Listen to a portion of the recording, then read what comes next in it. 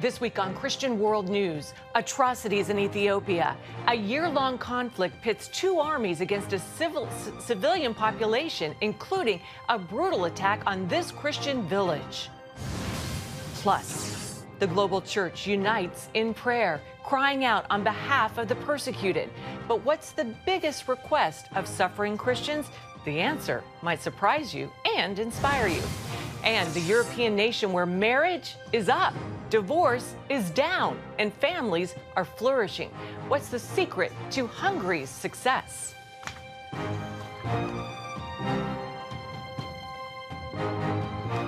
Welcome, everyone, to Christian World News. I'm Wendy Griffith. George Thomas is off. The civilian population in northern Ethiopia is devastated by a year-long war between rebel forces and the Ethiopian and Eritrean militaries.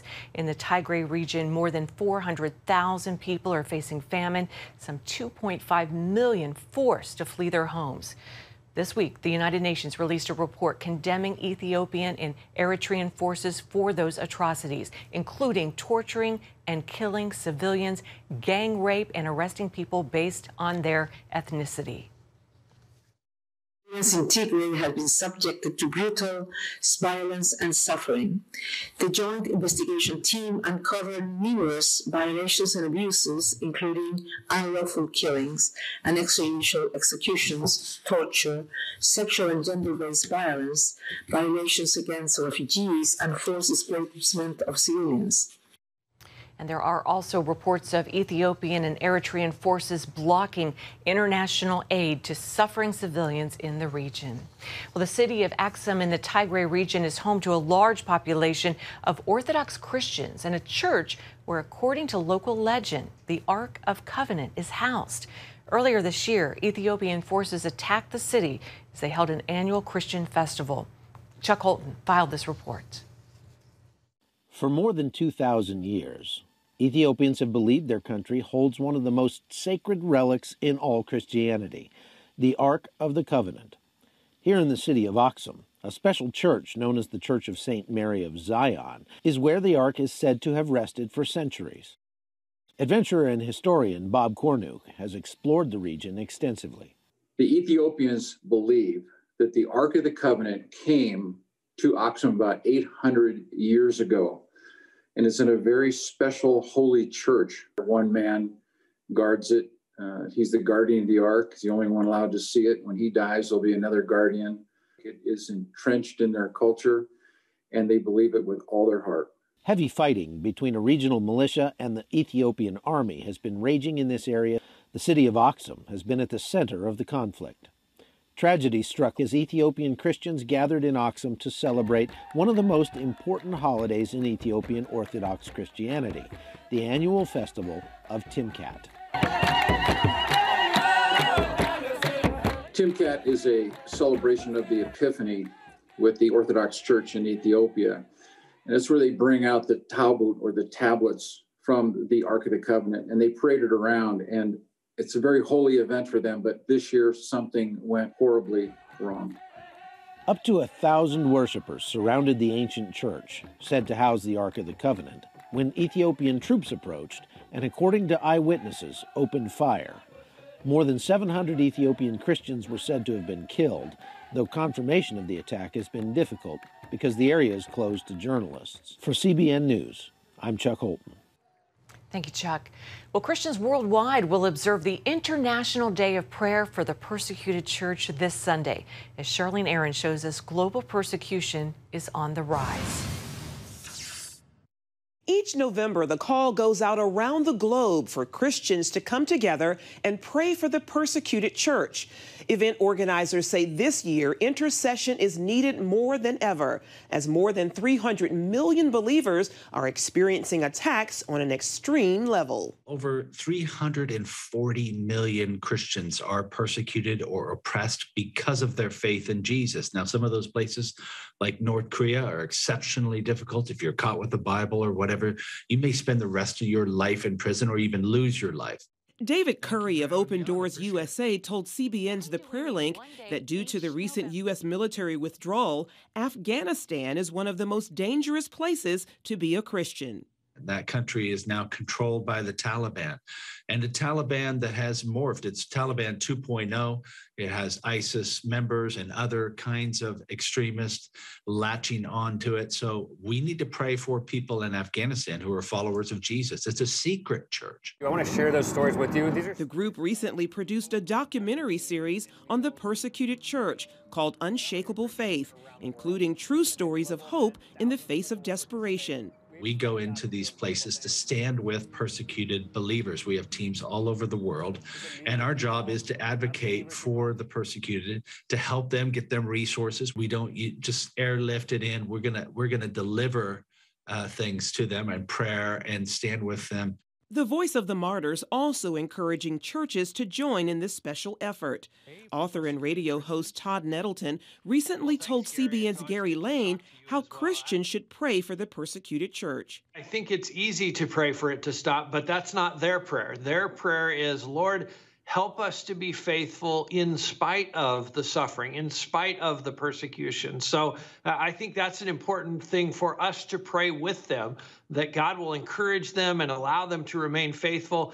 VOM is set to premiere the film Sabina, Tortured for Christ, the Nazi Years. Who's this? She is my niece, Sabina Oster. It details the powerful true story of how the organization's founders, Richard and Sabina Wurmbrandt, became followers of Christ, then experienced extreme suffering as a result of their faith and the forgiveness they displayed. It is one of the most amazing displays of the gospel, and we still see this today in hostile and restricted nations where our persecuted brothers and sisters are able to forgive their persecutors. They're able to love their persecutors. And it is such a display, it is such a proof of the reality of the gospel that we often see persecutors impacted and even come to follow Christ through that testimony and through that example. Meanwhile, Curry points out a special benefit felt by those who pray for these persecuted brothers and sisters. I think it's the way that God refreshes our heart. It doesn't just burden us with a problem, but it allows us to participate in the answer because it's a spiritual battle. Charlene Aaron, CBN News. Thanks, Charlene. The International Day of Prayer is Sunday, November 7th. The film Sabina, Tortured for Christ, is in select theaters November 8th. To find out where you can see the film in your area, just go to cbnnews.com. Coming up, as the global death rate continues to climb, meet the hidden victims of the COVID crisis.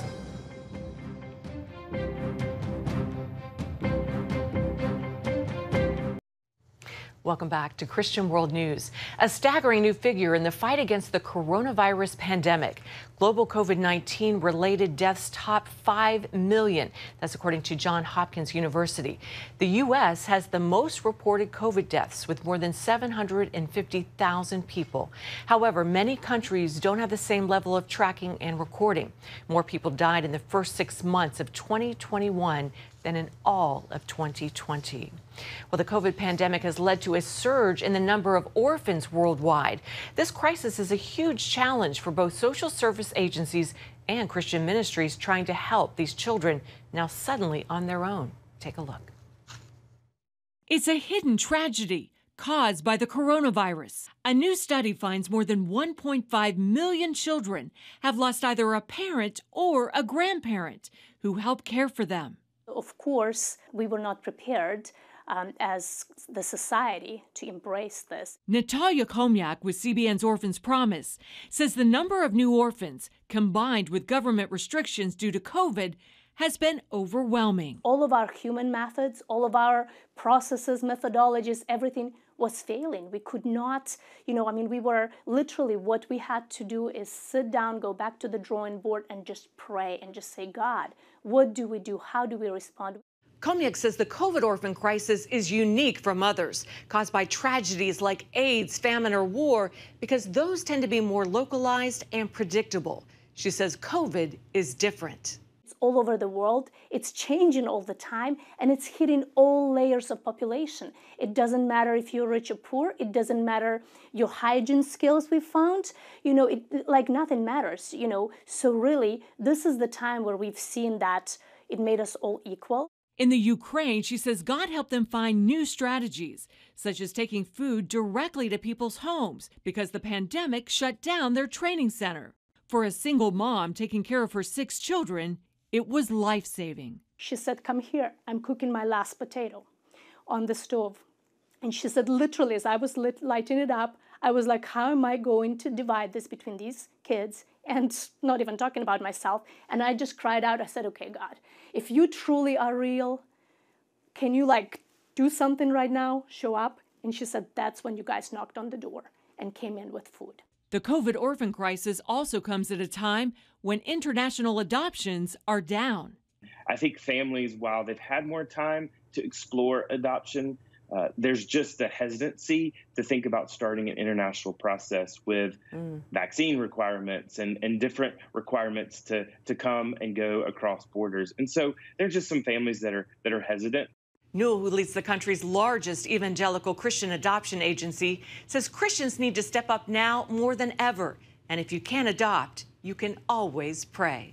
I have 3 children, and we pray over them every night before they go to bed. Our parents are praying for them. Our family members are praying for them. But who's praying for the orphan around the world? And so we may not know their name. We may not know where they're located. We may not know who they are. But the Lord that we're praying to knows them. He certainly does. Well, you can learn more about these ministries that are helping these suffering children. Just go to our website at cbnnews.com. Well, up next, marriages are up, divorces are down, and abortions have practically dropped. What did this country do to put families first? Well, marriages are on the rise, divorces are down, and abortions dramatically dropped. This is obviously not the United States. So where is this happening?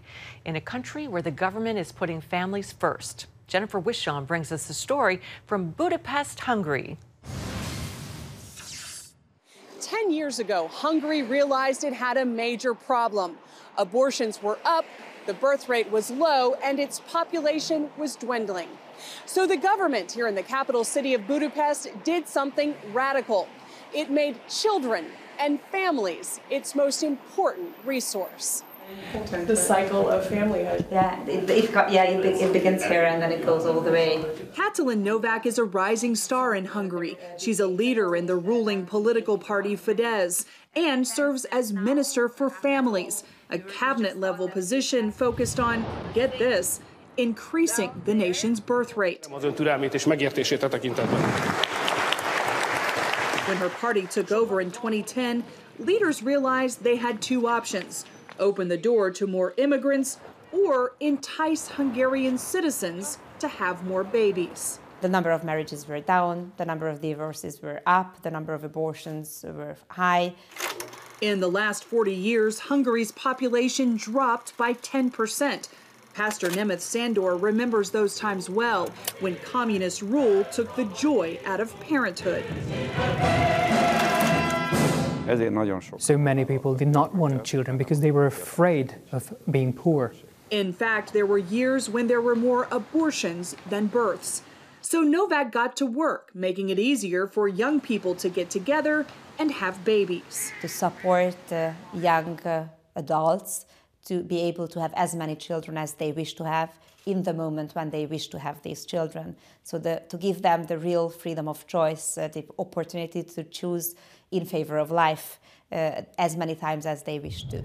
Among other things, working Hungarian women who have 4 children pay no income taxes for life and get 3 years off from work to care for their babies. Couples can get a $30,000 interest-free loan to help buy a house. Repayment goes down with each child, and after 3 kids, the debt is forgiven.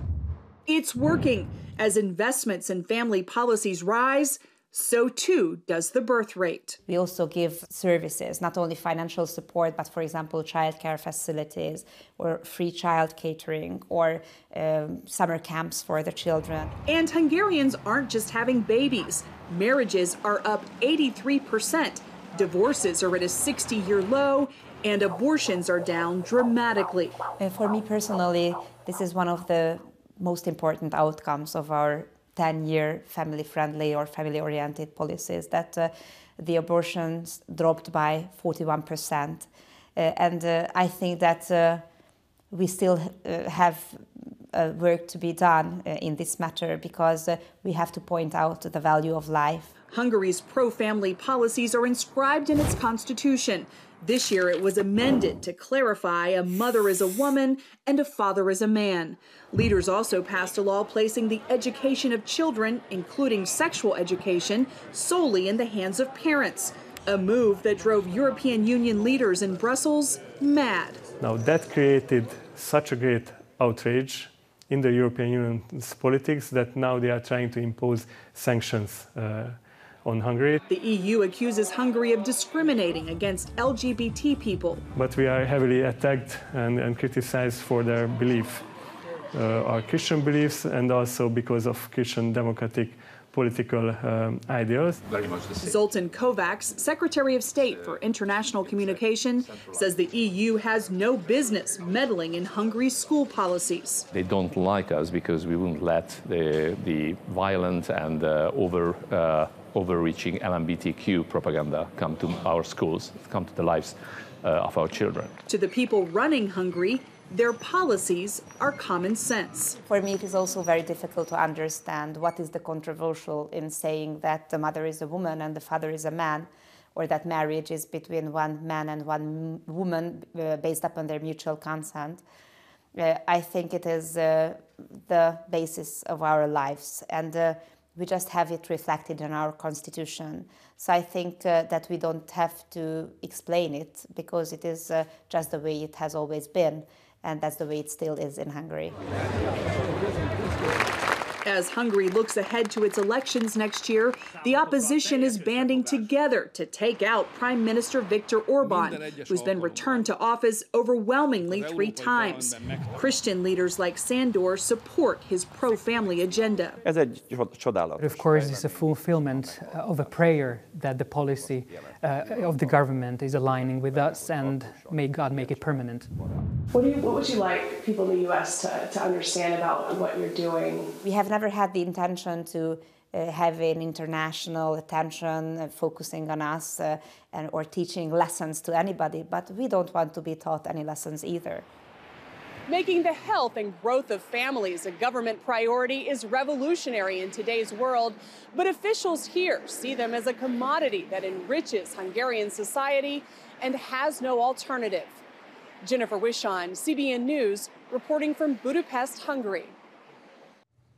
Well, the friendly skies are opening back up over Israel, the country reopening its borders to individual tourists, provided they are fully vaccinated with a recognized vaccine. The move comes after the COVID-19 pandemic shut down most of tourism to Israel for more than a year and a half. David Tucker, chairman of the Jerusalem Hotel Association, says he's optimistic about the future. I believe in 2022, we'll start seeing more and more groups. I do hope that 2023, we will be back to what we saw in 2019, depending on 2 things. One thing is that people are vaccinated abroad, and it depends where you come from. Second thing is we do hope that there won't be a new variant coming in. We all hope that. Well, Israel set records for tourism in 2019 with more than 4.5 million tourists. Well, just north of the city of David, archaeologists believe they found the first of its kind engraving on a precious gem. As CBN Middle East correspondent Julie Stahl tells us, the engraving is actually a biblical plant known to many as the Balm of Gilead. Deep underground in a 2,000-year-old drainage ditch next to Jerusalem's western wall, archaeologists say a rare artifact from Second Temple times was uncovered.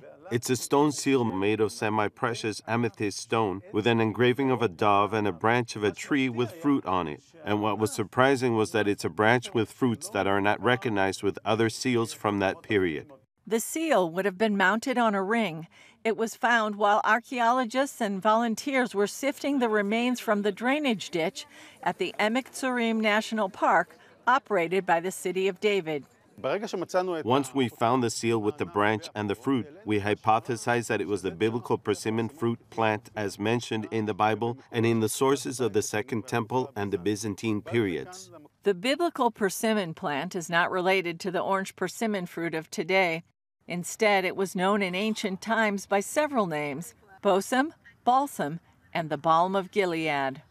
Jerusalem's primary drainage channel was built under the Pilgrimage Road. The Pilgrimage Road started from the Shiloach pool in the city of David and went up to the temple of the Second Temple period. Apparently, this ring with the seal fell into the drainage ditch 2,000 years ago. For 1,000 years, ancient Hebrew farmers were the only ones in the world known to cultivate this exotic plant, using it for medicinal and cosmetic purposes. Guy Ehrlich has been working to revive that biblical agriculture and is the only one in the country growing that biblical persimmon. That's why archaeologist Eli Shukrun took the stone to Ehrlich's farm for him to see. It's just amazing. Someone took a branch of the balm of Gilead and drew it on the stone. It does not remind me of any other plant I know. Biblical and historical sources also say it was used during the Second Temple period as one of the more expensive ingredients for producing the temple incense. This is the same persimmon that is identified with the biblical persimmon. It is the persimmon that served as the first of the incense ingredients of the temple and as the anointing oil of the kings and priests. Ehrlich has some 10,000 balm of Gilead trees. He markets perfume and essential oil from the trees. He also grows frankincense on his plantation. There is a wall-to-wall agreement that this is the plant, but there is little graphic depiction of it. And what you have brought me now is really a greeting from history. I felt like someone wrote me a note with a drawing of the fruit of my persimmon plant and sent it to me. Julie Stahl, CBN News, Jerusalem. That's fascinating. I didn't know it was real fruit, but apparently it is. Well, thanks for joining us for this week. From all of us here at Christian World News, have a great week. Goodbye. And as always, God bless you.